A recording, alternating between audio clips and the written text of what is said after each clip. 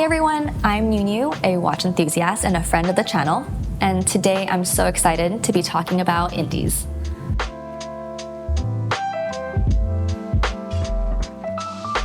Independent watchmaking is living its best life right now. It's no longer just Geneva, no longer just Swiss made, even if that's still where much of the heritage and expertise do come from. But today, I think the pulse of watchmaking is truly global. And maybe it's not completely out with the Swiss, but it's definitely in with a more global twist. Independents, or indies for short, are really everywhere right now. They're showing up in collector circles, on the wrists at meetups, even in auction headlines. One of the biggest reasons why I think indies are thriving is because they don't have to follow anyone's rulebook. There are no boardroom approvals needed, no focus groups, no constraints by heritage, and they can really take risks that bigger players can't or maybe won't.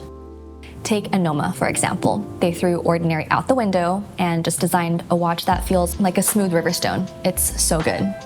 Their A1 optical just feels relaxing to hold. Or you have HYT. They're literally telling the time with liquids.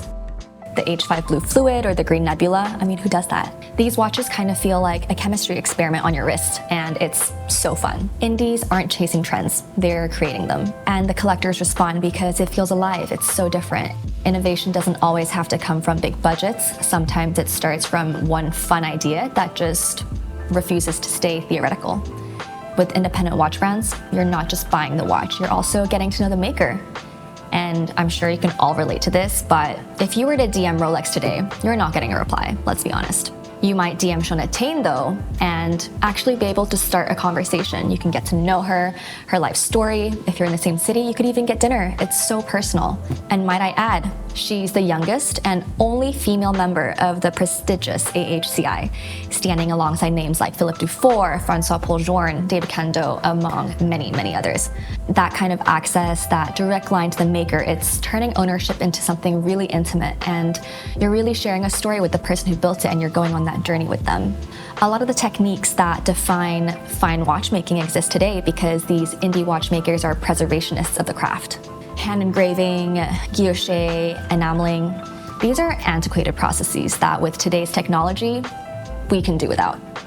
Yet, indie watchmakers choose to learn and dedicate time to the craft. Here's an example. Sartori Billard in France, they're still hand-turning guilloché dials one by one, with the Rose engine carving these beautiful geometric waves into the metal. And there's no automation and absolutely no shortcutting. Another one I love, Didier Cavassino. His inaugural tourbillon carries the same devotion to handcraft. Every component of its symmetrical 4 Hz movement is shaped and finished entirely by hand, which is crazy. It's slower and it's harder, but that's really what keeps watchmaking human. Because machines can be accurate, but only those handmade have a soul infused. And that same spirit doesn't stop at craftsmanship. It really does shape how independents tell their stories. You have Atelier Wen, for example. They shared that they spent months perfecting a single dial color just for the Perception collection, and they've documented every step of it. From the bench of Master Cheng, their guilloché artisan in China. They showcase the craft of the guilloché using the Rose engine machine that he actually built himself, to also glimpses of his daily life outside of the atelier. So, this storytelling isn't about hype, it's just pure honesty, because when people share their struggles, not just the success, you really root for them and you can't help but want to see them succeed. Now, the last reason that indies are thriving right now, it's the community. Big brands have ambassadors, but I like to say that indies have advocates. The community is their marketing team, people who genuinely believe in what they're building. And I truly think that's what makes this moment in watchmaking so special. Let us know below your thoughts on indies, and if there's any specific brands you'd want to see on the channel next.